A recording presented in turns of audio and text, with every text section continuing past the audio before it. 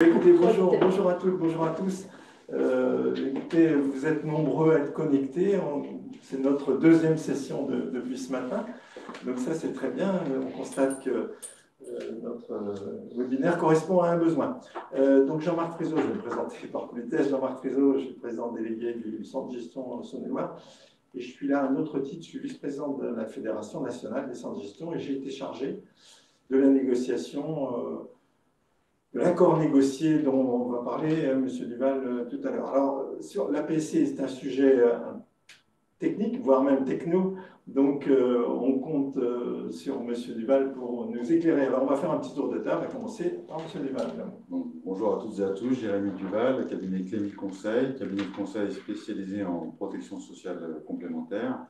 On a le plaisir d'accompagner le Centre de gestion de Saône-et-Loire dans la mise en œuvre des nouveaux dispositifs, futurs nouveaux dispositifs de prévoyance et de frais de santé complémentaires. Et on a également eu le plaisir d'accompagner l'ensemble des associations représentatives des employeurs territoriaux dans le cadre de la négociation des textes d'application et du dialogue social national portant réforme de la protection sociale complémentaire. Stéphanie Pérodin, je suis la directrice des services du centre de gestion et donc je suis accompagnée de deux de mes collaborateurs qui sont au fond de la salle et qui vont se présenter à leur tour. Catherine Bacot, responsable du service assurance. David Dufay, coordonnateur administratif pour le pôle santé qualité de vie au travail. Voilà, donc on va démarrer la présentation.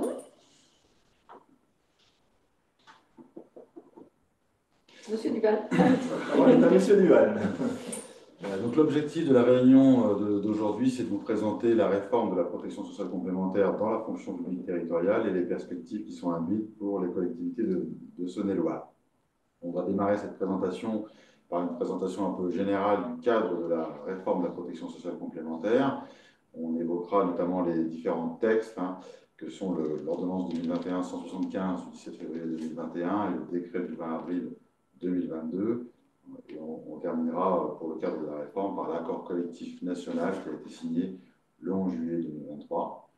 On fera ensuite un petit focus sur le risque de prévoyance avec notamment les incidences de la réforme de la protection sociale complémentaire consécutivement à la signature de l'accord collectif national du 11 juillet 2023. Puis ensuite, on évoquera les accords collectifs dans la fonction publique pour terminer par le rôle central du centre de gestion demain sur ces nouveaux dispositifs de protection sociale complémentaire. Pour vous dire deux mots donc, du cadre de la réforme, on vous a remis dans une première diapositive l'ensemble des textes dans la hiérarchie des normes qui régissent la protection sociale complémentaire dans la fonction publique territoriale. Donc, on a en haut de la pyramide le premier texte qui est le décret 2011-1474 du 8 novembre 2011 qui venait permettre aux collectivités, si elles le souhaitaient, mais de manière facultative, bien de participer financièrement à la couverture du risque de prévoyance et ou santé de leurs agents. Ce décret de 2011 avait été complété par une circulaire d'application du 25 mai 2012.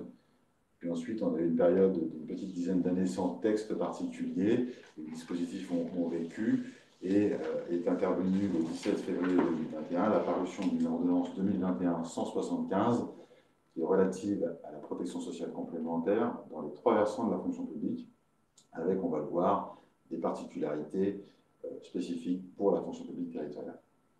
Cette ordonnance 2021-175, elle a été suivie de la parution d'un décret 2022-581 du 20 avril 2022, qui est venu préciser les garanties minimales en matière de prévoyance et de frais de santé, ainsi que la participation minimale obligatoire des collectivités territoriales.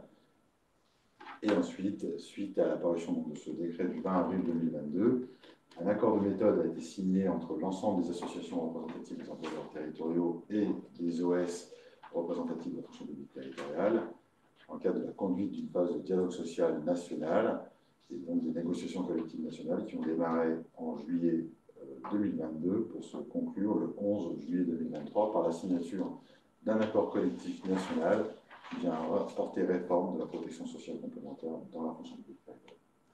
Sur les côtés de cette pyramide, on vous a remis deux textes périphériques qui ont trait également à la protection sociale complémentaire. D'abord à gauche, la loi numéro 89 du 31/12/1989, qui est dite loi E20, et qui traite plus particulièrement des garanties, des conditions de garantie offertes dans le cadre des contrats collectifs. Et à droite, l'ordonnance numéro 2021-174 du 17 février 2021, et elle est relative à la négociation et aux accords collectifs dans la fonction publique. Le premier texte qu'on va évoquer aujourd'hui, c'est l'ordonnance numéro 2021-175 du 17 février 2021, qui concerne les 3 versants de la fonction publique et qui notamment vient créer une obligation de participation de l'employeur public au dispositif de protection sociale complémentaire de ses agents. Là où le décret de 2011 posait le principe d'une participation facultative à la diligence des employeurs publics, l'ordonnance 2021-175 du 17 février 2021 vient cette fois réviser cette condition pour instituer la création d'une obligation de participation financière des employeurs à la protection sociale complémentaire de leurs agents.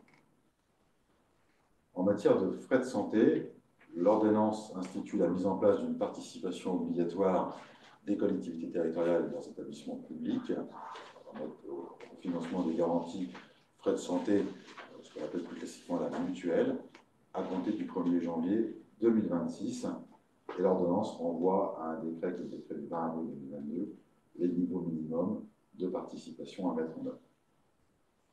Toujours en matière de frais de santé, l'ordonnance de février 2021 pose également le principe de la mise en place d'un panier minimal de couverture au titre de risque de santé, qui sera composé minimum de garanties par référence au Code de la sécurité sociale, à l'article L911-7 du Code de la sécurité sociale.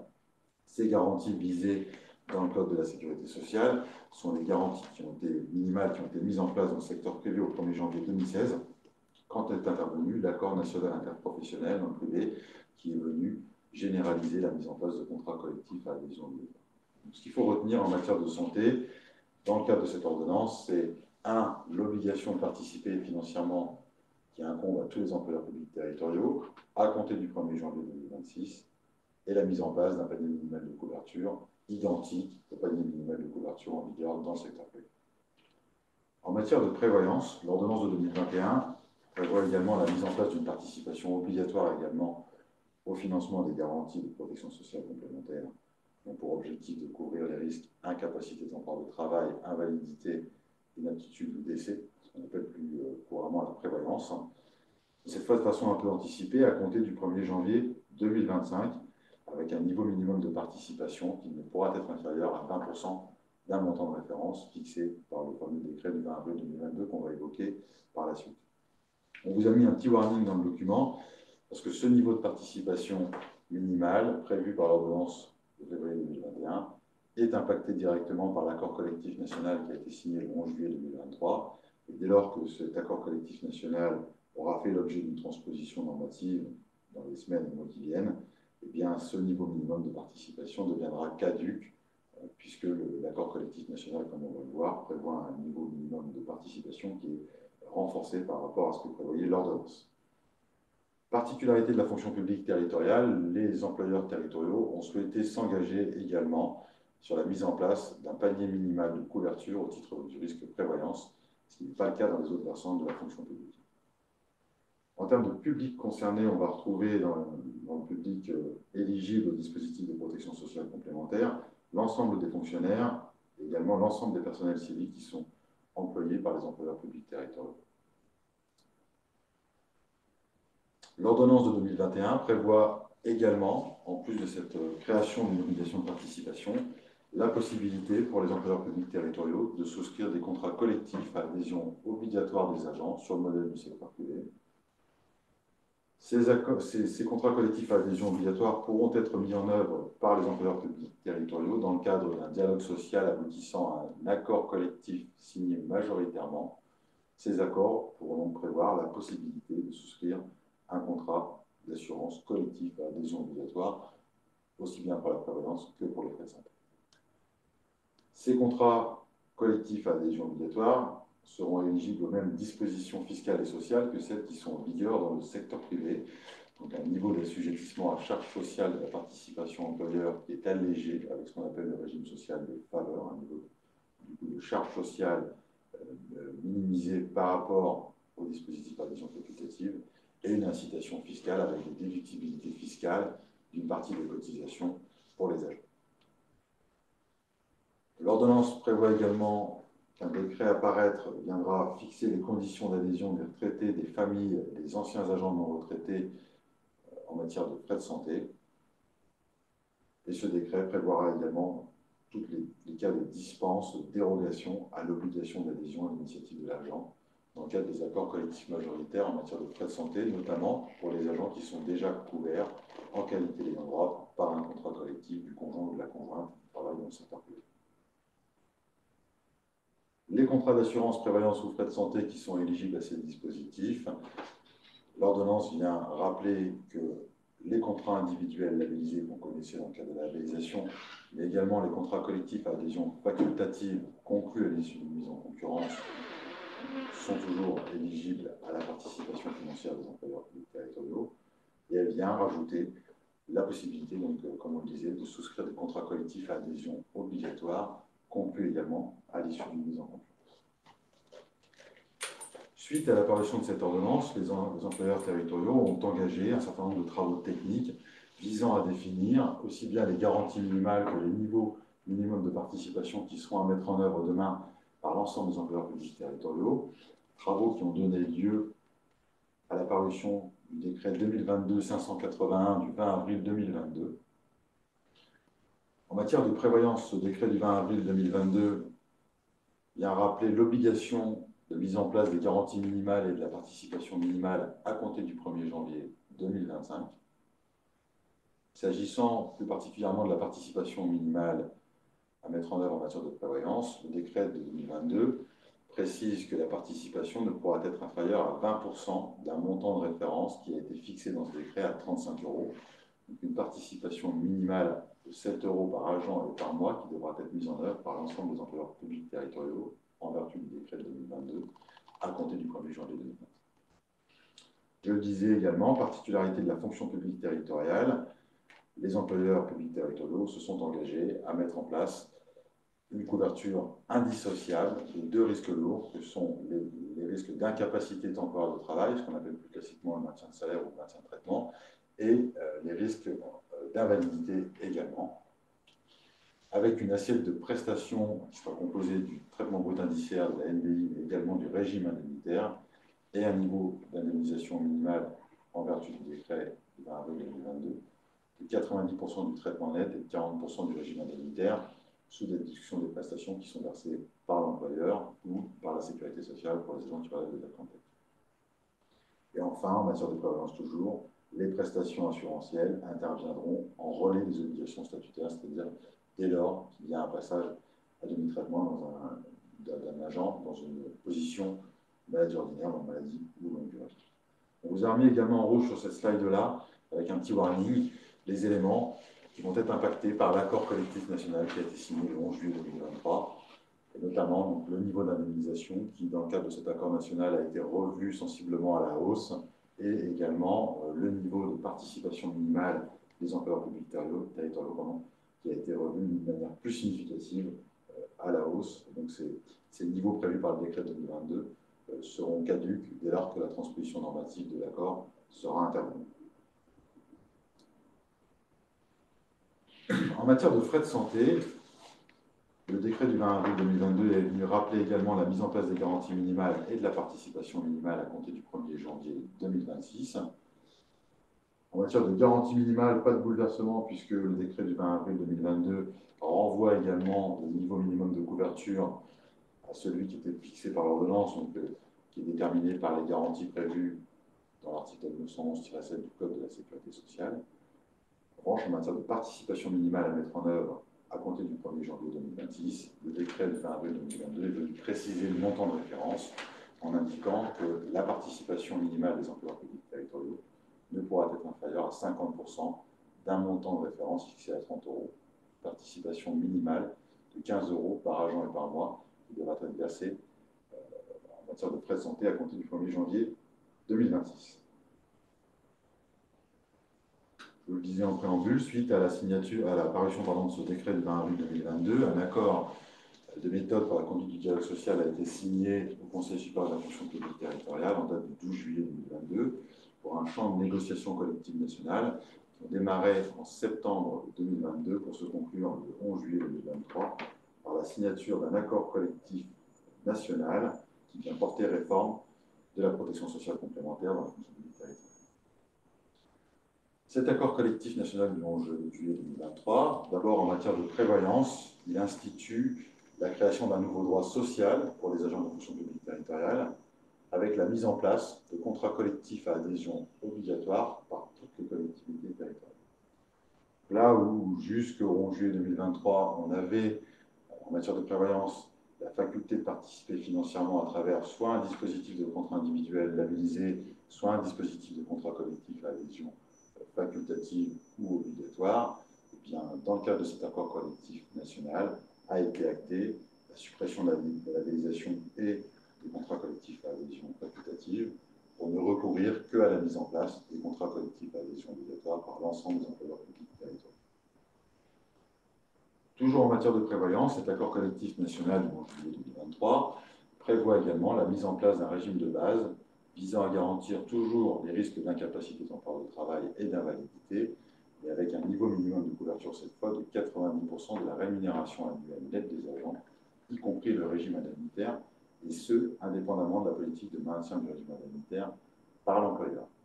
Il y a une petite subtilité dans la façon dont est rédigé ce niveau minimum de couverture par rapport au décret du 20 avril 2022, puisque dans le décret du 20 avril 2022, pour mémoire, le niveau d'indemnisation minimum était de 90% du traitement net et de 40% du régime indemnitaire. Là, dans l'accord collectif national, demain, eh bien, le niveau minimum d'indemnisation à verser par les assureurs sera de 90% de la rémunération annuelle nette. Donc, ils devront adapter leur indemnisation à la politique de maintien du régime indemnitaire de l'employeur en cas de maladie ordinaire, en maladie culturelle, pour que dans tous les cas de figure, les agents concernés aient bien une indemnisation à hauteur de 90% de la rémunération annuelle nette, y compris le régime indemnitaire. En termes de financement employeur, il est prévu également par l'accord collectif du 11 juillet la mise en place d'un financement minimal par l'employeur à hauteur de 50% des cotisations acquittées par les agents au titre du régime de base prévu par l'accord du 11 juillet. On change du décret du 20 avril 2022 où on avait un niveau de 20% d'un montant de référence fixé à 35 €. On change de paradigme puisqu'il est prévu par l'accord du 11 juillet de porter ce niveau minimum de financement employeur à hauteur de 50% des cotisations acquittées demain par les agents au titre de ce fameux régime de base. L'accord du 11 juillet prévoit également la faculté pour les collectivités de proposer des options à adhésion facultative pour garantir notamment les risques de perte de retraite consécutive à une invalidité ou de décès, mais cette fois sans financement de l'employeur. Et enfin, en termes de délai de mise en œuvre, l'accord collectif du 11 juillet prévoit une obligation de mise en conformité au 1er janvier 2025 pour toutes les collectivités qui soit ne participent pas à la couverture de risque de prévoyance de leurs agents, soit participent à travers un dispositif de labellisation. Pour les collectivités qui participeraient à la couverture de prévoyance de leurs agents à travers une convention de participation à adhésion facultative, elles-là pourront bénéficier d'une mesure transitoire pour se mettre en conformité avec l'accord collectif du 11 juillet, au plus tard, au 1er janvier 2025. En matière de santé, il est prévu par l'accord collectif du 11 juillet 2023 la réalisation en 2024 d'une enquête nationale sur commande ministérielle qui sera diligentée par l'IGAS avec pour objectif de déterminer l'état des couvertures santé dont bénéficient actuellement les agents de la FPT et également de recenser leurs besoins de couverture. Il s'agit des garanties, des prix, des cotisations qui sont payées, mais également des bénéficiaires qui sont éventuellement couverts. En parallèle de cette enquête nationale diligentée par l'IGAS, il est prévu la réalisation d'une enquête auprès des collectivités par les associations représentatives des employeurs territoriaux et auprès des agents par les organisations syndicales représentatives de la fonction publique territoriale. L'accord collectif national prévoit également la mise en place d'un fonds national de solidarité à destination des agents actifs et retraités de la FPT, lequel fonds national de solidarité sera alimenté par 2% des cotisations nettes de taxes de tous les contrats santé, individuels labellisés, collectifs facultatifs ou collectifs obligatoires, qui font l'objet d'un subventionnement par les employeurs territoriaux. Et enfin, toujours en matière de frais de santé, dans cet accord collectif national, il est prévu, fin 2024, premier semestre 2025, la réouverture de négociations collectives nationales portant sur les garanties minimales à mettre en œuvre par les employeurs publics territoriaux, la participation financière minimale également, ainsi que la typologie de contrats qui devront être mis en œuvre en matière de santé.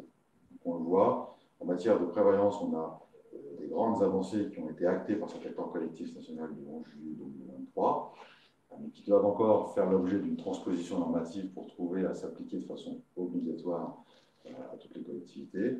Et en matière de frais de santé, on est sur un cadre qui n'est pas parfaitement stabilisé, avec d'abord une phase de recensement des couvertures et des besoins des agents de la FPT en matière de couverture santé, et ensuite, à l'aune des éléments d'information de ces différentes enquêtes, eh bien, la réouverture d'un champ de négociation collective nationale pour déterminer le futur cadre de participation, de garantie, mais également le type de contrat qui seront à mettre en œuvre par les employeurs publics territoriaux à compter du 1er janvier 2026 en matière de frais de santé.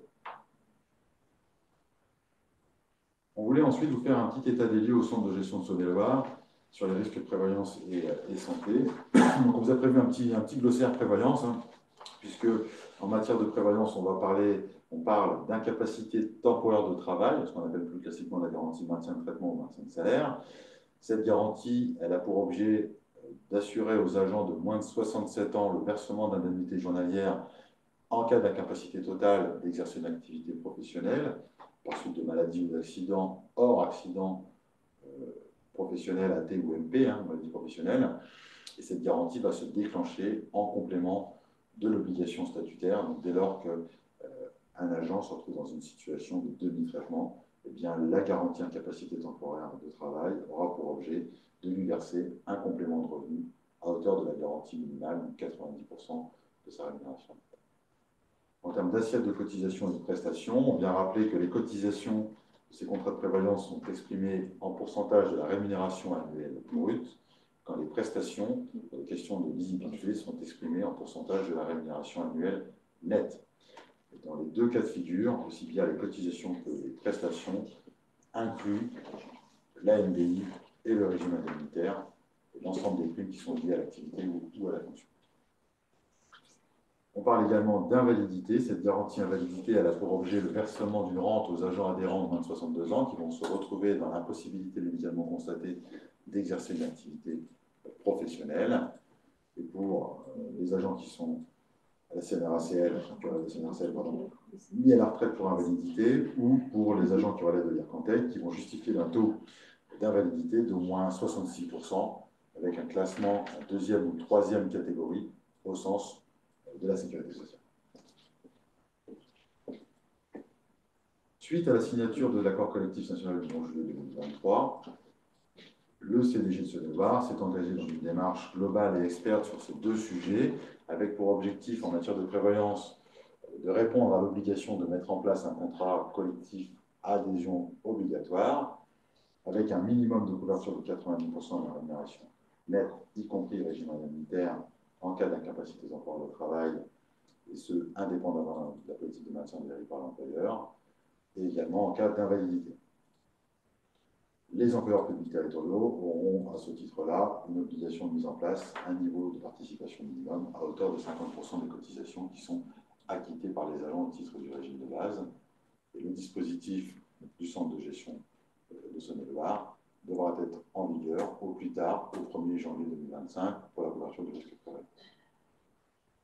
En matière de frais de santé, il est prévu dans le cadre du projet du CDG de Saône-et-Loire de proposer un contrat collectif à adhésion facultative ou obligatoire au libre choix des collectivités. C'est-à-dire que les collectivités auront le choix, dans le cadre d'un contrat collectif proposé par le CDG, eh bien, soit d'une adhésion facultative, soit d'une adhésion obligatoire de leurs agents, en fonction de leur dialogue social local, avec des différences notamment tarifaires entre les deux dispositifs, puisque on a une moyenne de 10 à 15, voire 20% d'écart de tarification en fonction de l'âge entre les contrats facultatifs et les contrats obligatoires, mais on a également, au-delà des aspects tarifaires, une incitation fiscale, puisque la quote-part de cotisation qui est payée par l'agent des contrats d'adhésion obligatoire est déductible des revenus nets imposables dans le cadre des contrats d'adhésion obligatoire, là où elle est intégrée dans le revenu net imposable dans le cadre des contrats d'adhésion facultative. Participation de l'employeur également, est soumise à charge sociale dans un cadre un peu différent, puisque dans le cadre d'un contrat collectif à adhésion obligatoire, la participation des employeurs est soumise exclusivement à l'application de la CSG-CRDS sans abattement, à 9,70%, là où dans les dispositifs d'adhésion facultative, elle est soumise à la CSG-CRDS sans abattement, ainsi qu'à la cotisation RAFP de 10%, qui est répartie à 50-50, à 5% employeur, 5% agent. Donc un taux de charge sociale sur la participation de l'employeur, 19,7% dans le cadre d'un dispositif facultatif et de 9,7% dans le cadre d'un dispositif obligatoire. Pour répondre aux besoins de couverture différenciés de l'ensemble des agents, le centre de gestion va proposer un contrat collectif composé de 3 niveaux de garantie distincts. Et les collectivités auront l'obligation de mettre en place un niveau minimum de participation à hauteur de 15 € par agent et par mois à compter du 1er janvier 2026. La mise en place de ce dispositif de frais de santé par le centre de gestion de Saône-et-Loire est prévue également à effet du 1er janvier 2025.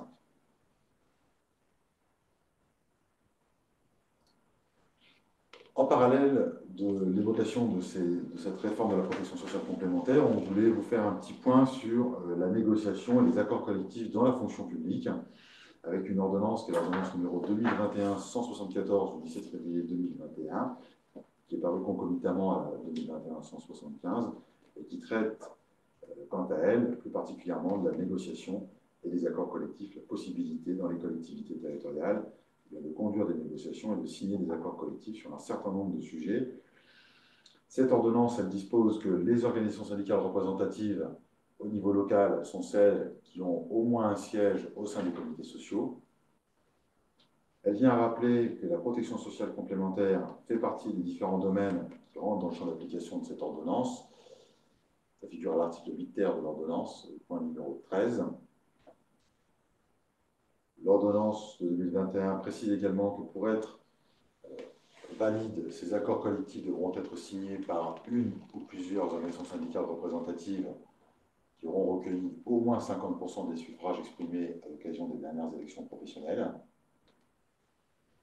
Elle prévoit également, l'ordonnance 174, le fait que lorsqu'un accord collectif porte sur des domaines, notamment celui de la protection sociale complémentaire, et comporte des dispositions d'ordre réglementaire, la signature de cet accord est soumise à l'approbation préalable des ministres chargés du budget et de la fonction publique.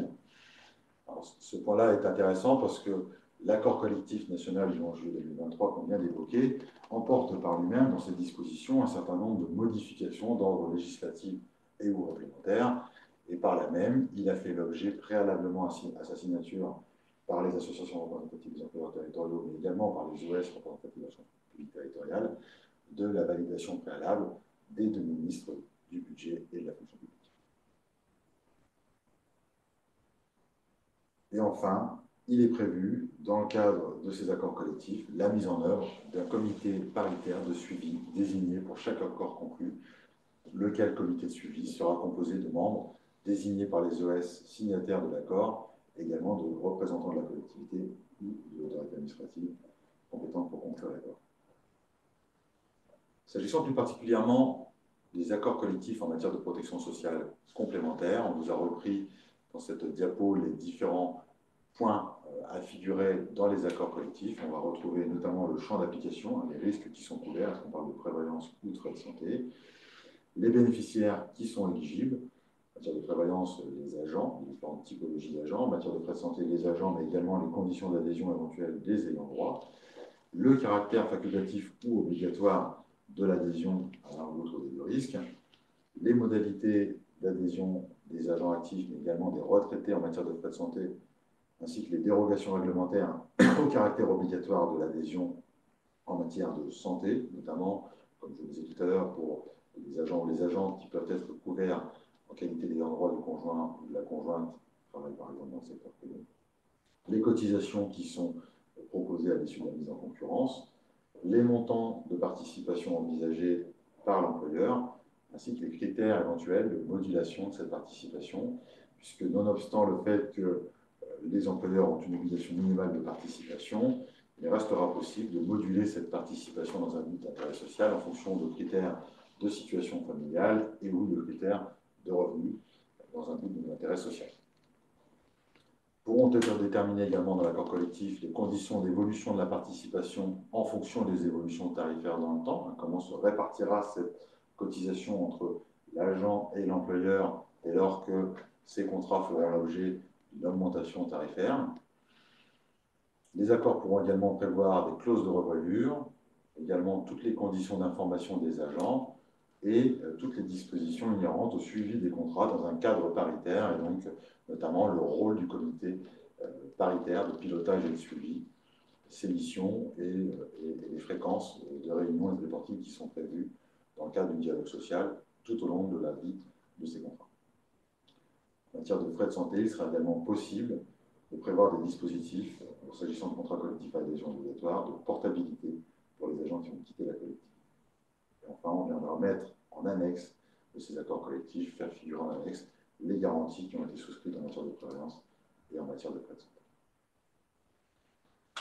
Et on voulait terminer cette présentation par rappeler le rôle du centre de gestion dans la mise en œuvre de ces nouveaux dispositifs de protection sociale complémentaire, puisque suite à la parution du décret de 2011, un certain nombre de centres de gestion se sont engagés dans une démarche pour proposer à leur collectivité des conventions de participation, mais c'était là une mission facultative des centres de gestion. Il y a, dans le cadre de cette ordonnance du 17 février 2021, quelques bouleversements, puisque cette ordonnance prévoit désormais, pour les centres de gestion, une obligation de proposer des conventions de participation pour couvrir les risques santé et ou prévoyance, auxquels les collectivités territoriales et leurs établissements publics pourront adhérer de manière facultative si elles le souhaitent. Le rôle du centre de gestion est désormais donc un rôle central en matière de protection sociale complémentaire, avec d'abord un rôle d'information sur les obligations réglementaires des employeurs, également un rôle d'accompagnement des plus petites collectivités, aussi un rôle de mise en œuvre du dialogue social à l'échelon, pour le cadre du CDG de Saône-et-Loire, dialogue social à l'échelon départemental, et également un objectif de mutualisation du risque pour toutes les collectivités qui souhaiteront adhérer à la démarche. Et enfin, un accompagnement du centre de gestion tout au long de la vie de ces contrats, avec un certain nombre de mises en œuvre, de prestations de pilotage de ces contrats de prévalence et de frais de santé sur toute leur durée d'exécution pour garantir la bonne application par les organismes d'assurance des dispositions contractuelles qui sont souscrites par les collectivités au bénéfice de leurs agents.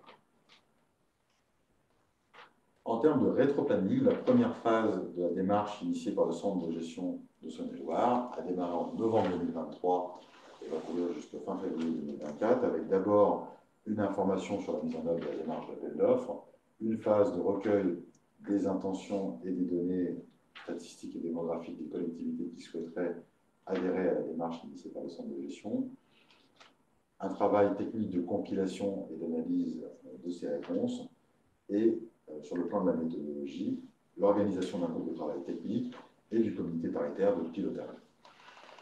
Avec donc la création de deux instances distinctes. D'abord, un groupe de travail technique qui sera composé de membres de direction du centre de gestion et de DGS et de DRH des collectivités qui auront intégré la démarche, collectivités affiliées, mais également collectivités non affiliées.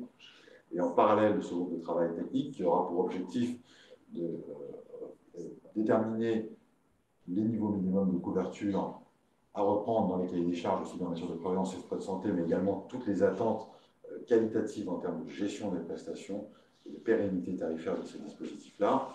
Et en parallèle de cette instance de groupe de travail technique, la création d'un comité paritaire de pilotage et de suivi à l'échelon départemental, qui sera composé paritairement d'élus et de représentants des organisations syndicales représentatives à l'échelon départemental, dans lequel on va retrouver des représentants des collectivités affiliées au centre de gestion, mais également des représentants des collectivités non affiliées au centre de gestion qui auront choisi d'intégrer la démarche qui est initiée par le centre de gestion de Saône-et-Loire.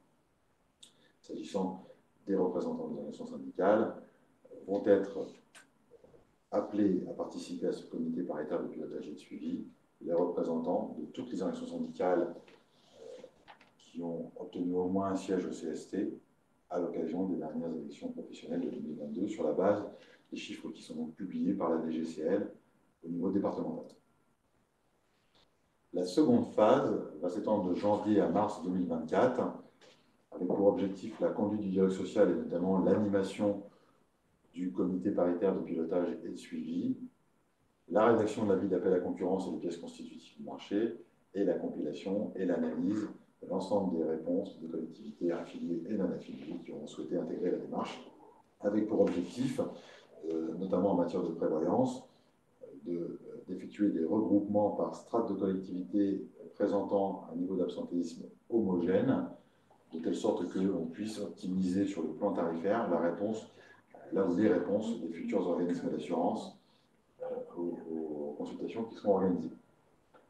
La troisième phase du projet s'étalera d'avril à juillet 2024 et ce sera une phase de réalisation de la procédure de consultation, sachant qu'on était jusqu'à aujourd'hui sur des procédures de consultation en dehors du champ d'application du Code de la commande publique, et que la DAJ de Bercy nous dit que dès lors que la participation de l'employeur deviendra obligatoire, donc à compter du 1er janvier 2025 pour la prévoyance et du 1er janvier 2026 pour la santé, ces consultations auront pour objet de répondre à un besoin du pouvoir adjudicateur et devront donc nécessairement s'inscrire dans le champ d'application du Code de la commande publique.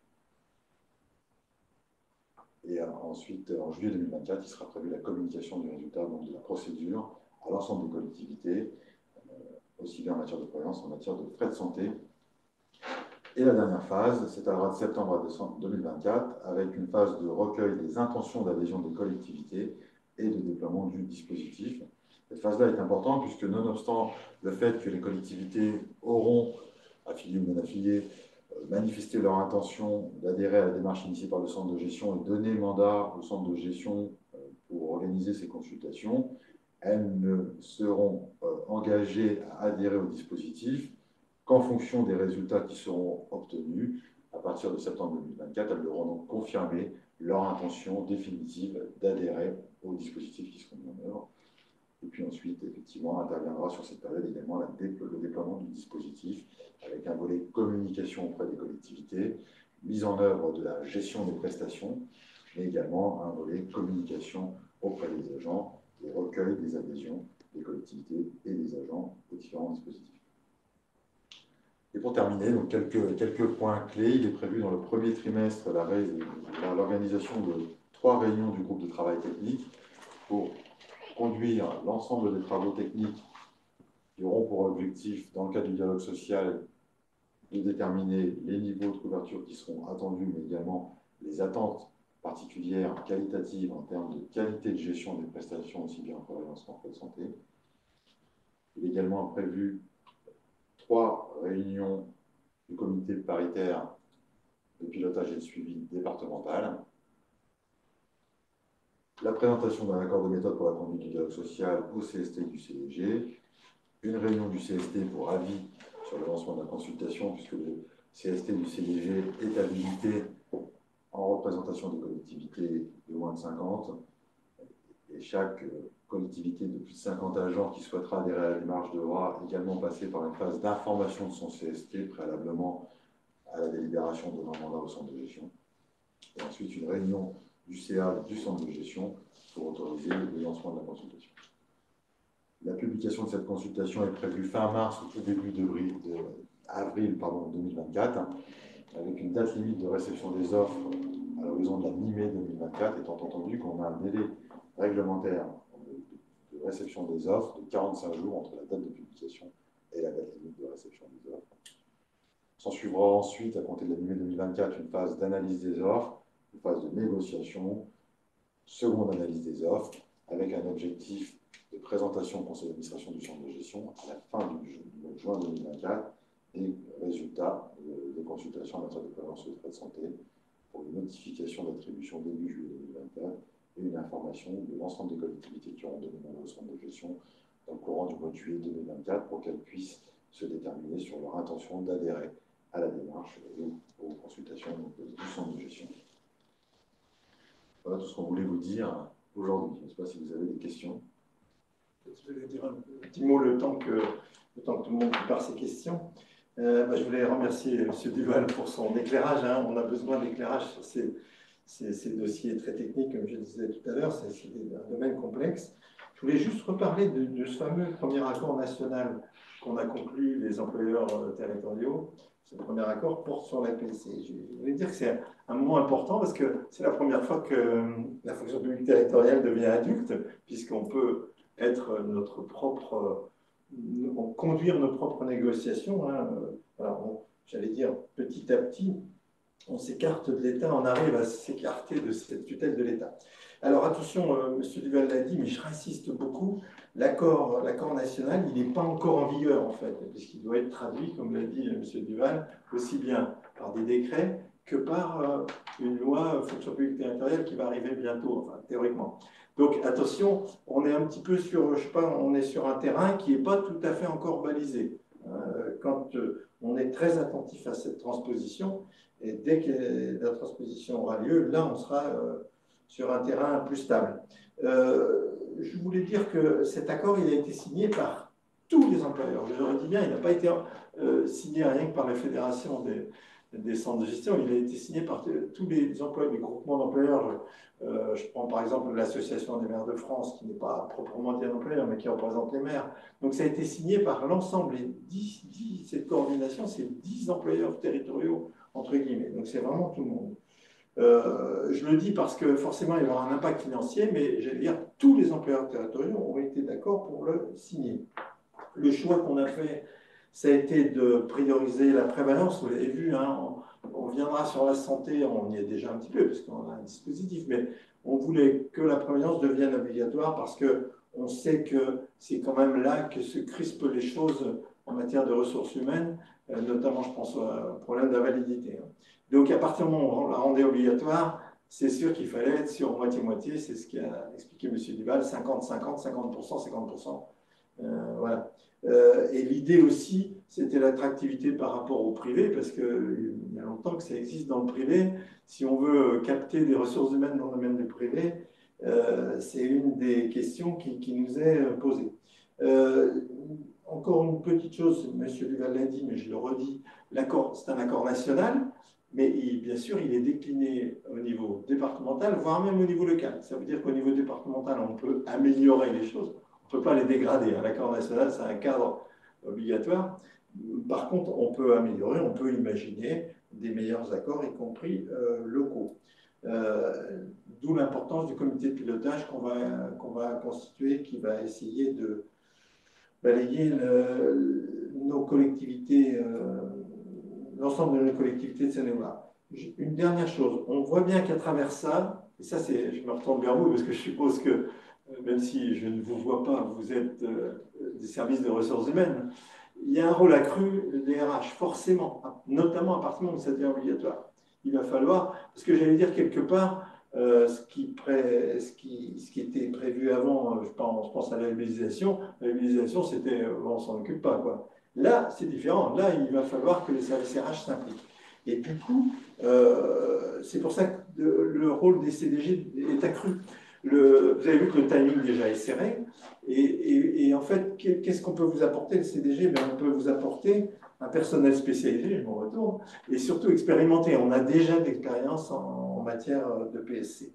Donc, rôle accru pour vous. Et du coup, si vous nous faites confiance, rôle accru pour nous. Et je voulais dire une toute dernière chose avant les questions. Il faut bien, pour avoir vécu pendant un an, ça a été une négociation qui a duré un an, hein, quand on négocie avec les organisations syndicales nationales. Chaque fois qu'on parle, il faut qu'on dise bien si on parle de santé ou si on parle de prévoyance. Chaque question qui est posée, il faut qu'on sache si c'est une question sur la santé ou une question sur la prévoyance. Parce qu'on a déjà que le domaine est complexe. Si on mélange les deux, ça devient encore plus complexe. Donc bien, si vous posez des questions, précisez bien si vous posez la question sur la santé ou sur la prévoyance. Certaines questions peuvent concerner les deux, hein, d'ailleurs. Voilà ce que j'avais à dire. Bon, écoutez, j'allais dire à vous la parole. Monsieur Duval, je voulais reprendre la parole. Si vous me permettez, juste pour rebondir sur vos propos, M. Friseau, s'agissant plus particulièrement de la mise en œuvre de dispositifs de prévoyance à adhésion obligatoire. Effectivement, le prisme induit par l'accord du 11 juillet change beaucoup, là où on était sur des dispositifs soit individuels labellisés, soit facultatifs. Si demain cet accord du 11 juillet est bien l'objet d'une transposition normative, les employeurs publics territoriaux devront mettre en place des dispositifs à adhésion obligatoire. Particularité des dispositifs à adhésion obligatoire qui sont matérialisés par la signature d'un accord collectif majoritaire entre l'employeur et ses organisations syndicales représentatives au niveau local, eh bien, ces accords collectifs emportent la responsabilité juridique de l'employeur à destination de ces agents. Pour l'avoir vécu dans le secteur privé, quand ces contrats collectifs à adhésion obligatoire en matière de prévoyance se sont généralisés, il y a un certain nombre de points de vigilance qui sont très importants, puisque la responsabilité juridique de l'employeur étant engagée, elle est engagée à hauteur des garanties minimales de l'accord collectif national, en vertu de ce qu'on appelle le principe de faveur, en ces accords, sur le plan juridique. Et donc, dès lors qu'un cahier des charges, une offre, sera mal rédigé avec un niveau d'indemnisation limitatif, en tout cas inférieur dans certaines situations d'arrêt, par exemple, à la couverture minimale qui est prévue par l'accord du 11 juillet, eh bien, on peut se retrouver potentiellement avec des agents qui sont fondés à attaquer leur employeur pour être indemnisés à hauteur de leur garantie. Je pense à ça parce qu'on a régulièrement, dans les cahiers des charges qu'on voit passer, qui sont rédigés, des petites astérix et notes de bas de page qui viennent dire bien, la garantie est à hauteur de 90% de la rémunération, mais dans tous les cas, le versement par l'assureur sera limité à 40% du régime indemnitaire, 50% par l'employeur, 40% par l'assureur. Sauf que quand on a une collectivité qui a délibéré et qui va réduire son régime indemnitaire, notamment en CLM-CLD à demi-traitement, eh bien, si on se retrouve demain avec une clause comme celle-là, la garantie qui sera mise en œuvre par l'assureur en vertu du cahier des charges sera inférieure à celle prévue par l'accord du 11 juillet, avec potentiellement un risque juridique côté employeur de contentieux des agents qui ne seront pas indemnisés à hauteur des garanties minimales prévues par l'accord du 11 juillet. Ça, c'est la première chose. Et puis la deuxième chose, c'est également que ces prestations incapacité temporaire de travail, maintien de salaire, dans le cadre des dispositifs facultatifs, elles font l'objet d'un versement direct de l'assureur à l'agent et elles sont exonérées, je parle de prestations, de charges sociales et d'impôts sur le revenu. Dans le cadre des contrats collectifs de prévoyance à adhésion obligatoire, c'est la cotisation qui est exonérée de l'assiette des revenus fiscaux et qui bénéficie d'un régime social de faveur sur la participation employeur. En revanche, les prestations devront être assujetties à charges sociales au prorata du financement employeur et devront faire l'objet du prélèvement à la source. Il s'agit là d'une obligation, d'une responsabilité des employeurs.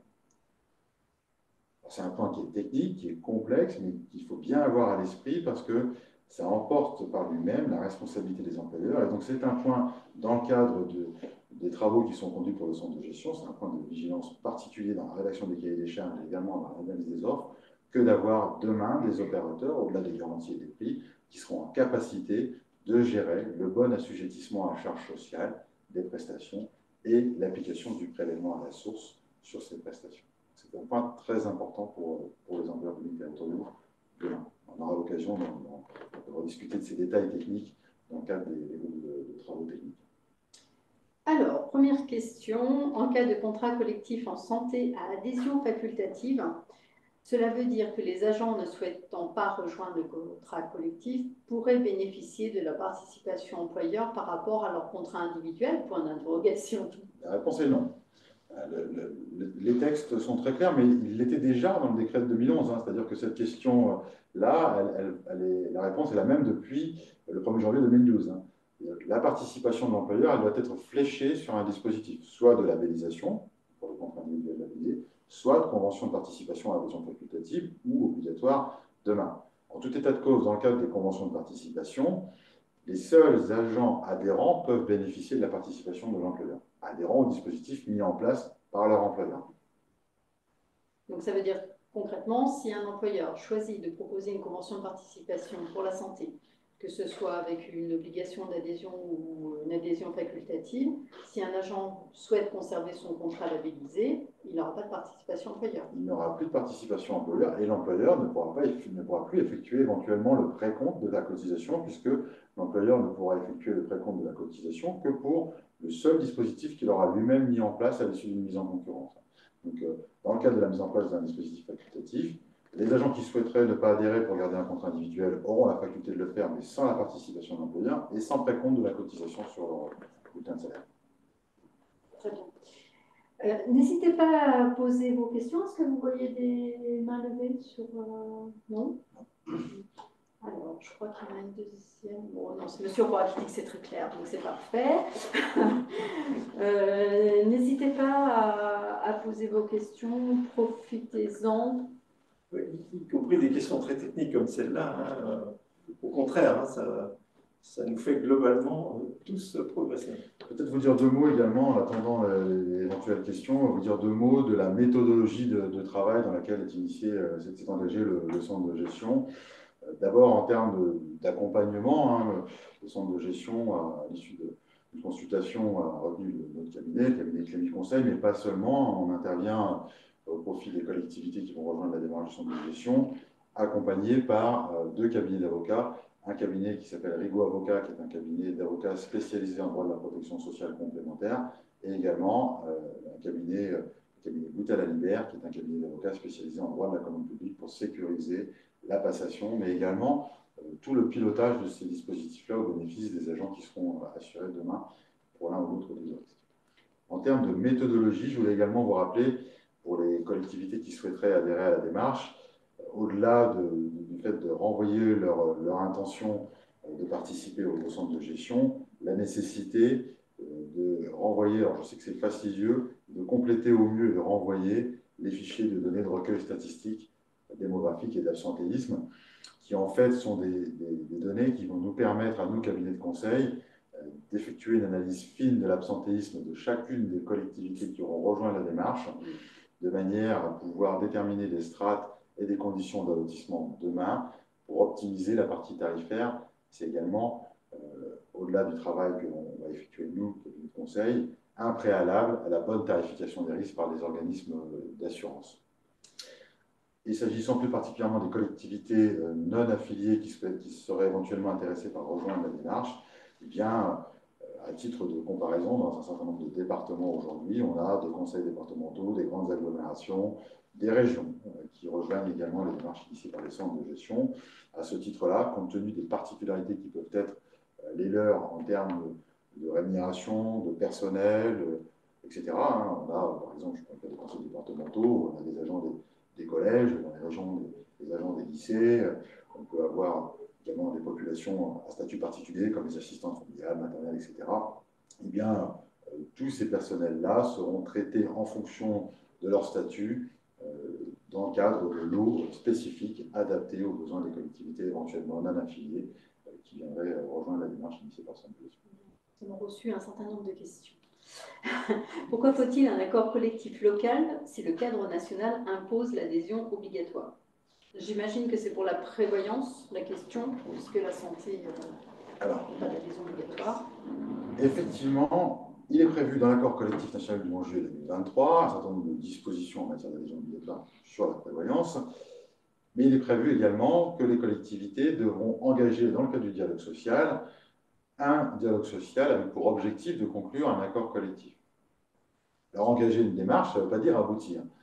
Les collectivités qui engageront une démarche de dialogue social local, qui souhaiteraient par exemple déroger au dispositif minimal de façon plus favorable, c'est peut-être augmenter le niveau d'indemnisation prévu par l'accord du 11 juillet de 90 à 95% du net, rajouter dans le régime de base une garantie décès par exemple, ou tout simplement moduler la participation minimale dans un but d'intérêt social avec un minimum de 50%, et puis des tranches à 55, 60, 65% pour les agents qui ont les plus bas niveaux de revenus. Ces dispositions-là, qui seraient éventuellement plus favorables au cadre minimal, devront faire l'objet d'un accord collectif local. Les collectivités qui n'aboutiraient pas dans leur dialogue social local, si cet accord national est bien transposé, encore une fois, dans les textes, eh bien, pourront, en vertu de ce qu'on appelle le principe de faveur, ne pas signer d'accord collectif local si elle n'applique que les conditions minimales de l'accord collectif national. Oui, il n'y a rien d'obligatoire pour la négociation locale. Mais j'aime bien l'exemple que vous prenez. Une collectivité peut aller au-delà de l'accord national en disant, par exemple, je vais prendre un exemple très concret, en prévoyance, en disant la prévoyance 50-50, c'est cher pour les catégories C, ben, je vais aller jusqu'à 75% pour les catégories C, 60% pour les catégories B, et puis 50% pour les catégories A. On ne peut pas aller en dessous, puisqu'il y a l'accord national. Vous voyez, il peut y avoir des modulations. Après, forcément, il y a des conséquences financières, mais ça, c'est, j'allais dire, un choix des élus de la collectivité. Au 1er janvier 2024, on a 2 collectivités au plan national qui ont d'ores et déjà mis en place des dispositifs à adhésion obligatoire, des collectivités qu'on a eues avec le cabinet le plaisir d'accompagner. D'un côté, Bordeaux Métropole, la ville de CCAS et l'Opéra national de Bordeaux, qui ont mis en place un dispositif à adhésion obligatoire en matière de prévoyance. Et une collectivité plus petite du nord de la France, qui s'appelle la ville de la Chapelle d'Argentière, qui a mis en place elle aussi des dispositifs à adhésion obligatoire en matière de prévoyance et de frais de santé. Et ces 2 collectivités, en matière de participation financière, ont dérogé dans un sens plus favorable au bénéfice de leurs agents, au minimum de participation, en instituant un niveau renforcé en fonction des revenus pour les agents qui avaient les plus bas niveaux de revenus. Merci. Pour le groupe de travail technique, les membres ont-ils déjà été choisis? Alors, en partie. Là, en fait, on va arrêter les dates aujourd'hui et enfin, l'idée étant que, comme l'a dit Monsieur Duval, en fait, chaque organisation syndicale qui a eu un siège aux élections de décembre, c'était décembre 2022, c'est ça?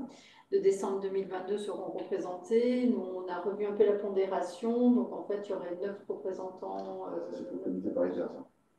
Oui. Ça, c'est pour le comité paritaire de pilotage. Oui, et même sur le groupe de travail, on ne pourra pas associer toutes les collectivités, de toute façon, pour un CST propre, ce ne sera pas possible. Non, sur le groupe de travail technique, l'objectif sera d'avoir des DGS ou des DRH, ou des représentants des services RH, des collectivités affiliées, et aussi des collectivités non affiliées qui auront rejoint la démarche. Donc la constitution du groupe de travail technique, elle sera véritablement arrêtée, s'agissant notamment des collectivités non affiliées, en fonction des collectivités non affiliées qui auront aussi rejoint la démarche pour qu'on puisse tenir compte des spécificités. Je dis une bêtise, si demain le conseil départemental de Saône-et-Loire rejoignait la démarche, ce sera intéressant d'avoir autour de la table quelqu'un du conseil départemental sur le plan technique, parce qu'il y aura des particularités liées aux spécificités des agents employés par le conseil départemental, dont il faudra tenir compte aussi. Donc, la stabilisation du groupe de travail technique pour vraiment les aspects techniques, elle ne pourra être parfaitement finalisée qu'à la fin du recueil des intentions. Il en va de façon un peu différente pour le comité paritaire, puisqu'on a un cadre qui est posé par l'accord du 11 juillet qui détermine le process, au moins s'agissant de la représentativité des organisations syndicales. Celle-ci s'effectue sur la base des résultats des OS, aux dernières élections professionnelles, à l'échelon départemental. Donc pour la question, est-ce que les membres sont choisis? Non. Donc non. Comment on avance juridiquement dans une période où un projet de décret est en cours, une loi en attente et un gouvernement suspendu? C'est une bonne question, ça. Si les textes ne sortent que dans 6 mois, sur quelle base travaillons-nous? Alors, jusqu'à hier soir, ce matin ça peut changer, jusqu'à hier soir, les informations qui étaient les nôtres, dont on avait connaissance. Christophe Bernard, le sous-directeur de la DGCL, a présenté au dernier Conseil supérieur de la fonction publique territoriale du 20 décembre dernier la méthodologie de travail de la DGCL sur la transposition normative de cet accord de 11 juillet. Il a dit notamment 2 choses. La première chose, c'est que l'accord collectif national du 11 juillet 2023, les dispositions induites par cet accord qui sont de nature décrétale, s'imposent aux législateurs. C'est-à-dire que dans l'accord collectif national du 11 juillet, on a des dispositions qui relèvent de la loi décrétale et d'autres de la loi législative ou réglementaire. Les dispositions décrétales vont s'imposer de manière obligatoire aux législateurs. Et donc, il va être possible, la DGCL est en train de travailler, de réviser les termes du décret du 20 avril 2022, notamment, s'agissant de la prévoyance, d'amender le niveau d'indemnisation prévu par l'accord du 20 avril 2022, dans le décret du 20 avril 2022, à hauteur des conditions prévues par l'accord du 11 juillet. Il va également être prévu possible d'amender la participation minimale des employeurs. Dans le décret du 20 avril 2022, il était prévu un niveau minimum de 20% de participation à hauteur d'un montant de référence fixé à 35 euros. La DGCL va dire, eh bien, cette notion de 20%, on peut substituer à 20%, 50% en vertu de l'accord du 11 juillet. Il n'en reste pas moins on fait référence dans le décret du 20 avril 2022 à un montant de référence. Ce montant de référence qui résulte de l'ordonnance 2021-175 qui a été codifiée, donc c'est l'article 827.11 du CGFP, qui lui va devoir faire l'objet d'une réforme législative de la même façon que le caractère obligatoire va devoir être inscrit dans le cadre de la loi. La DGCL entend se saisir, entendez jusqu'à hier soir, se saisir du projet de loi de réforme de la fonction publique qui est en cours de rédaction, par la DGF, la DGCL, qui devrait être présenté en Conseil des ministres le 24 février prochain. Donc on a, dans le projet de loi de réforme de la fonction publique, les dispositions de l'accord collectif du 11 juillet pour le volet fonction publique territoriale, mais également les dispositions de l'accord interministériel pour le volet prévoyance qui a été signé le 20 octobre 2023 pour les agents de la fonction publique d'État, qui devrait être reprises dans ce projet de loi de réforme de la fonction publique. Ceci étant, la DGCL a rappelé, à juste titre, que s'agissant d'un projet de loi, eh bien, il devait suivre le parcours législatif et donc passer à l'Assemblée nationale et au Sénat avec un objectif de parution des textes éventuellement amendés au journal officiel au plus tard le 30 juin 2021. À la question posée par un certain nombre de participantes et de participants à ces réunions, si vous publiez les textes au 30 juin 2024, est-ce que vous prévoyez dans ces textes le report des échéances? La première réponse qui a été apportée, c'est de dire à ce stade, il n'est pas prévu de report des échéances. Alors, comment on fait dans ce cadre-là? Parce que c'est une vraie difficulté, hein, on est sur une matière qui reste assez mouvante. Eh bien, je dirais que le parti pris qui a été celui du centre de gestion et le nôtre, c'est de travailler comme si, avec une vision maximaliste, comme si cet accord du 11 juillet allait être intégralement transposé, en prévoyant néanmoins, puisque ce qui sera transposé de façon obligatoire, c'est le niveau minimum de couverture, l'obligation de participation des collectivités au 1er janvier 2025, tout ça c'est acté, et ce niveau minimum de participation, si même cet accord de janvier n'était pas transposé, il sera porté à 50% d'un montant de référence de 35 €. Donc un minimum, ce dont on est certain, c'est participation obligatoire 1er janvier 2025, niveau minimum de couverture de 90% de la rémunération nette, et minimum 17,50 € par agent et par mois, voire plus, si l'accord est transposé. Donc dans le cadre de la rédaction du cahier des charges, on s'inscrit dans cette démarche. Néanmoins, on prévoit, dans le cadre de la tarification des dispositifs qui seront demandés aux assureurs, une tarification dans le cadre d'une adhésion obligatoire, une tarification dans le cadre d'une adhésion facultative, de manière, le cas échéant, si l'adhésion obligatoire ne peut pas être reprise par les textes, à ce que les collectivités puissent se déterminer sur le choix qui les intéresse, s'agissant du caractère obligatoire ou facultatif de l'adhésion, si le caractère obligatoire ne peut pas être inscrit dans le cadre réglementaire. On a évidemment cette porte de sortie, si je puis dire. Encore une fois, les obligations, les dates d'obligation de participation, elles ne changent pas. Donc, c'est prévoyance, obligation de participation 1er janvier 2025, santé 1er janvier 2026, et niveau minimum de couverture dès l'accord en juillet. Ceux-là vont être repris, je dirais, par la voie décrétale, sans avoir à passer par la voie législative, donc vont trouver à s'imposer. Ce qui va rester en suspens dans la voie législative, c'est le caractère obligatoire, de son importance, et le pourcentage des cotisations au lieu du pourcentage de montant de référence. C'est les deux éléments saillants pour lesquels on est en attente de transposition.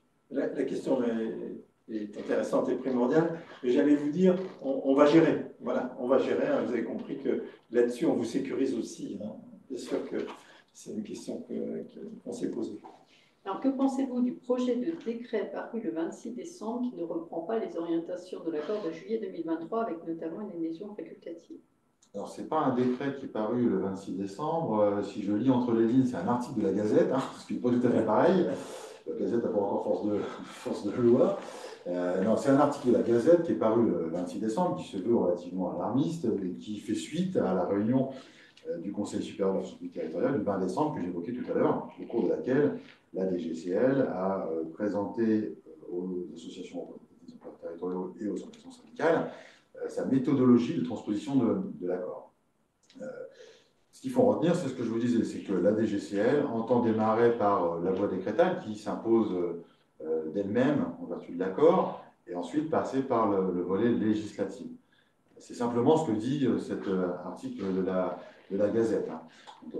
S'agissant de la voie décrétale, il n'est pas possible, par simple décret, dans le cadre de la hiérarchie des normes, d'imposer le caractère obligatoire de l'adhésion. C'est ce qu'a dit la DGCL et c'est ce qu'il faut comprendre en creux dans cet article de la Gazette.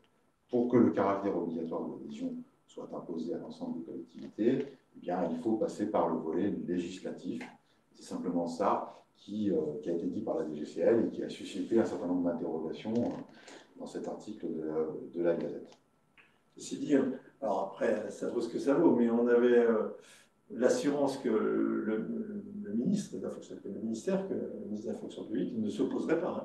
On l'avait oralement, hein, donc ça vaut ce que ça vaut, et le ministre peut changer. Et on avait quelques assurances. Oui, comme je le disais, hein, cet accord collectif national, en vertu de l'ordonnance 2021-174, dans la mesure où il induit par lui-même des dispositions législatives réglementaires, préalablement à sa signature le 11 juillet, il a été soumis à l'autorisation de signature du ministre chargé du budget et du ministre de la transformation de la fonction publique. On a eu une validation de principe pour la signature de l'accord de ces deux ministres.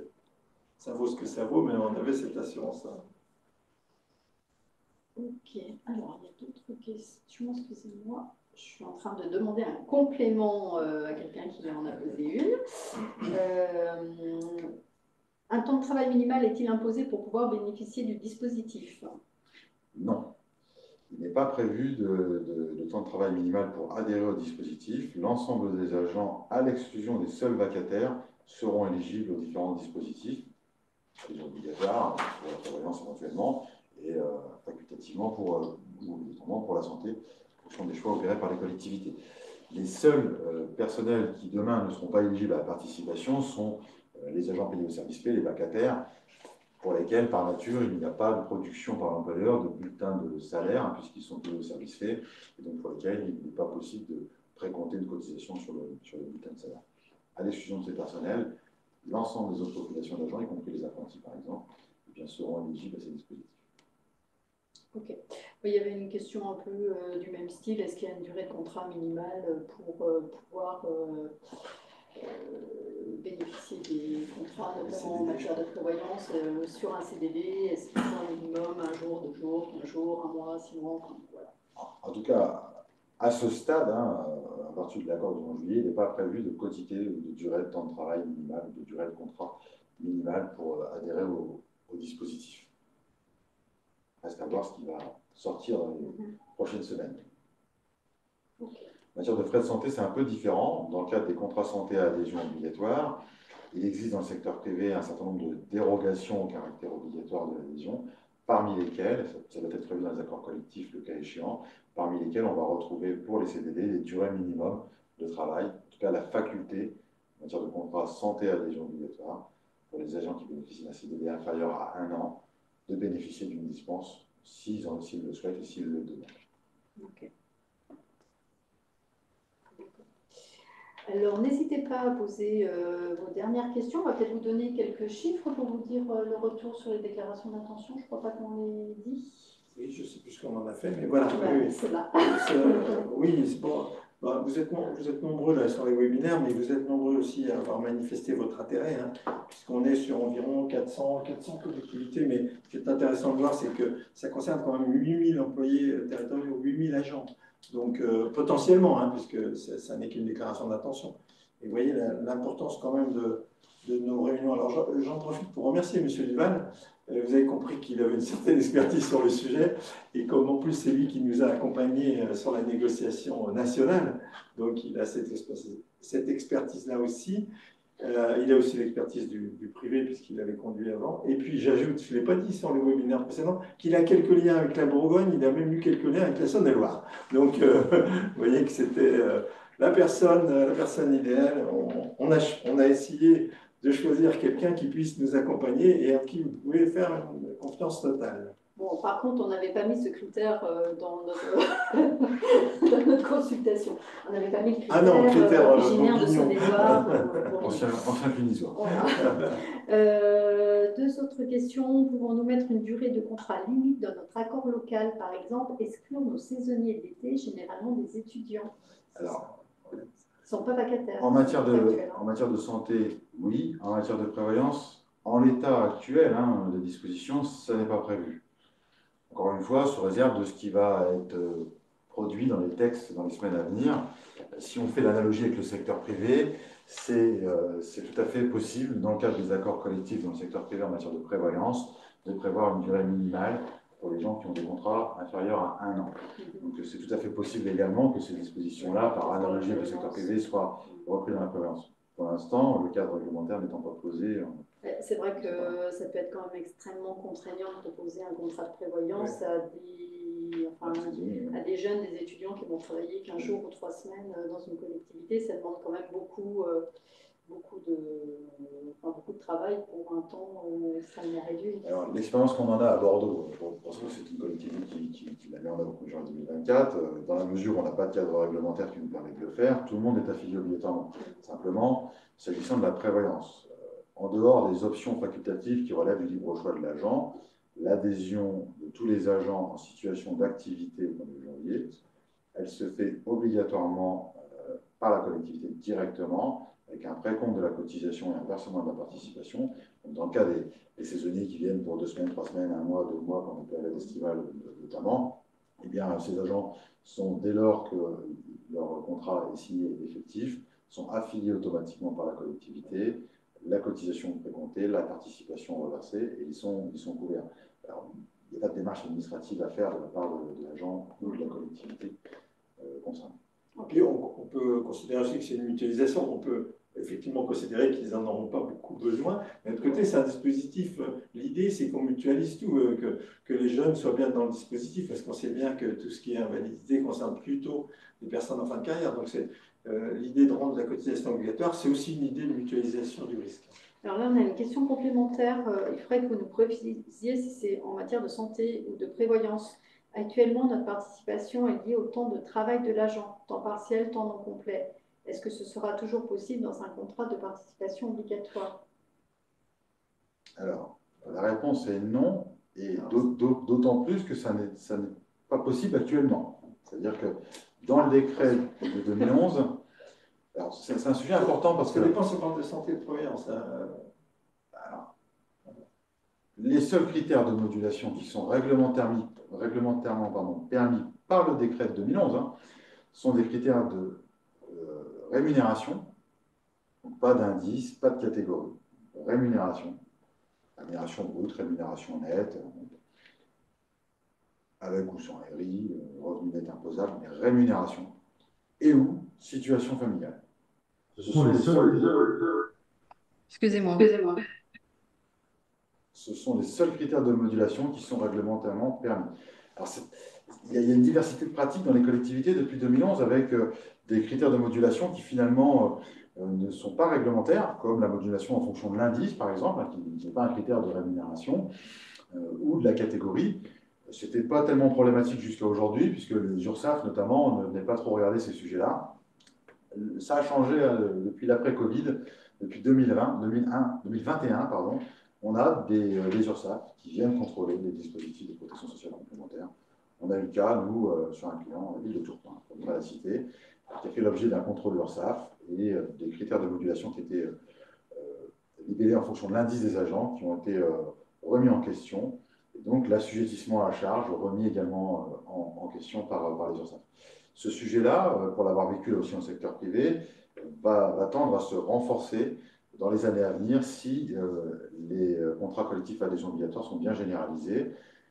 Dans le secteur privé, ce qui s'est passé, c'est que le régime social de faveur, l'application de la seule CSG-CRDS sur la participation employeur, eh bien, est conditionné par un certain nombre de critères de modulation réglementaire.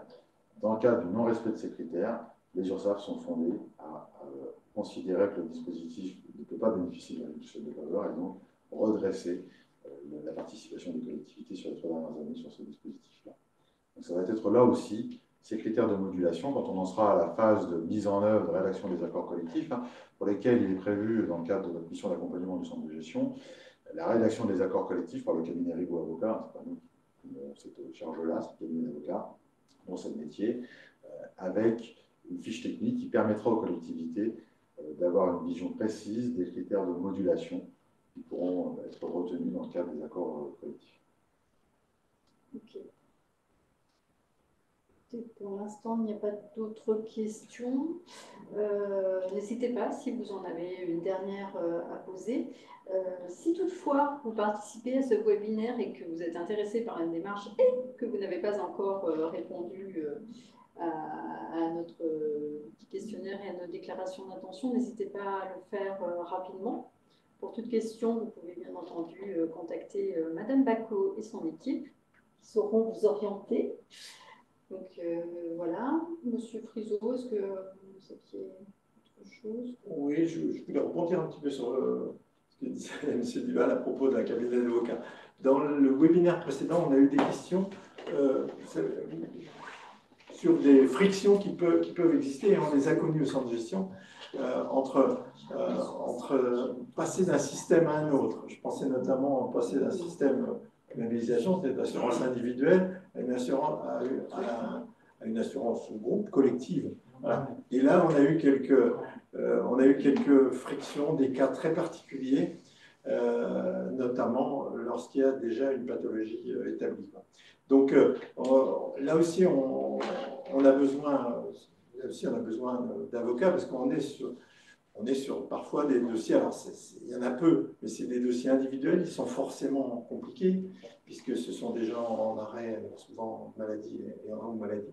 Donc on voulait aussi sécuriser cette partie-là, et le fait que cabinet Clémy soit en lien avec des cabinets d'avocats va nous aider, s'il y en a, à solutionner des problèmes individuels, de changement de système. On en rencontre de manière très régulière hein, quand on passe d'une situation de contrat individuel à une situation de contrat collectif. Quand on est dans une situation de contrat collectif, c'est moins problématique puisqu'on a un cadre réglementaire qui impose aux assureurs qui étaient tenants du risque au moment de la survenance de l'arrêt de poursuivre l'indemnisation quand bien même la police d'assurance a été résiliée. Ça, c'est pour les contrats collectifs. Et quand on passe d'un contrat individuel à un contrat collectif, c'est là que la problématique se pose, notamment dans les CLM, CLD, AFR rétroactifs, avec des assureurs individuels qui, bien souvent, refusent d'indemniser les agents au motif que leur contrat a été résilié. Donc, on est amené de manière régulière à débrouiller des situations individuelles avec les cabinets d'avocats dans le cadre de démarches très contentieuses, voire contentieuses, auprès d'opérateurs qui ne veulent pas remplir leurs obligations. Écoutez, deux nouvelles questions sont arrivées du coup. Alors, si un agent refuse l'adhésion au contrat collectif obligatoire en prévoyance, que se passe-t-il? Il est affilié automatiquement par la collectivité. D'accord. Et peut-être que ce refus peut être lié au fait que l'agent en question n'estime ne pas avoir les moyens de payer sa partie en prévoyance. Mais pour autant, c'est obligatoire. C'est pour ça qu'on a voulu du 50-50. Hein.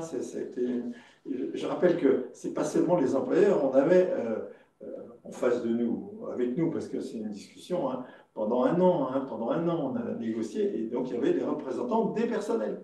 Donc voilà, donc je peux dire à cette personne qui ne voudrait pas, mais qui s'adresse à ces syndicats, quoi. La négociation a été conduite par ces représentants. La meilleure réponse que j'ai eue, moi, ces derniers mois à ces questions qu'on entend de manière quand même régulière, elle émane d'une relation syndicale qui a dit, un représentant syndical qui a répondu lui-même à cette question en disant « mais si en 1947 on s'était posé ces questions, on n'aurait jamais créé la sécurité sociale ».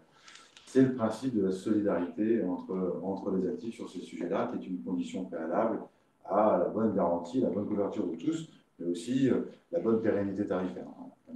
Un des constats qui a présidé à la discussion nationale, c'est d'une part que les agents sont très peu couverts, moins d'un agent sur deux est couvert en matière de prévoyance en fonction publique territoriale, avec un statut qui est assez peu protecteur pour les pathologies lourdes.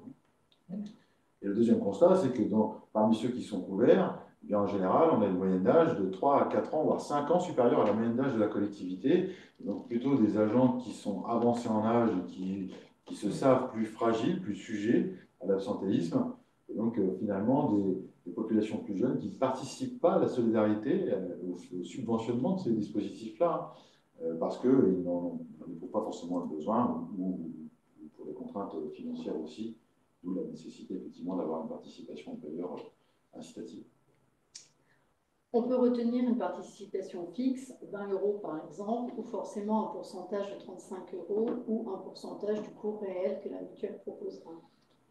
Alors, s'agissant de prévoyance d'abord, dans l'accord collectif, il est prévu un minimum de 50% de cotisation acquittée par les agents. Donc, on ne pourra plus retenir de montant forfaitaire, mais nécessairement un pourcentage de la cotisation acquittée par l'agent, laquelle cotisation est assise sur les revenus de l'agent en matière de prévoyance. En matière de frais de santé, je dirais que le champ des possibles est plus important, puisqu'on peut retenir une participation forfaitaire en euros, 10 €, 5 €, 15 € pardon, minimum, à compter de 2026, 15, 20, 25, ou une participation en pourcentage des cotisations également acquittées par l'agent. Les deux sont possibles en matière de frais de santé. Tout à l'heure, il ne me semble pas que ce soit sur ce webinaire quand nous en ayons parlé, il y avait aussi la question des ayants droit. Donc, le fait que les ayants droit pouvaient aussi être sur le contrat de l'agent, en santé, j'entends, hein, évidemment, en santé.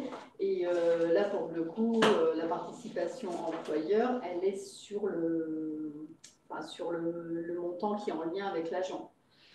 Alors, il faut distinguer en matière de mutuelle, de frais de santé, les deux dispositifs facultatifs ou obligatoires. En matière de dispositifs facultatifs, la participation de l'employeur elle peut être modulée en fonction du revenu ou de la situation familiale.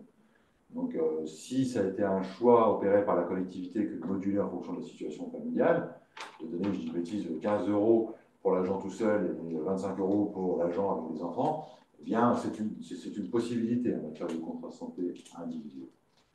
En matière de contrat collectif à adhésion obligatoire, si l'adhésion au contrat est obligatoire pour le seul agent, la participation de l'employeur ne peut porter que sur la part de cotisation payée par l'agent.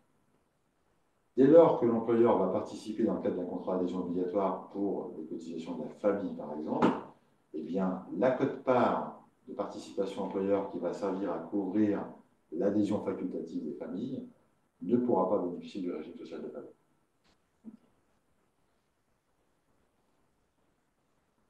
Question, une remarque, je ne sais pas. Pour la prévoyance, comment on budgète alors le coût de la collectivité si on ne part que sur un pourcentage du revenu? Alors, c'est tout l'intérêt de la démarche qui est initiée par le centre de gestion avec la collecte des informations, de données démographiques et statistiques.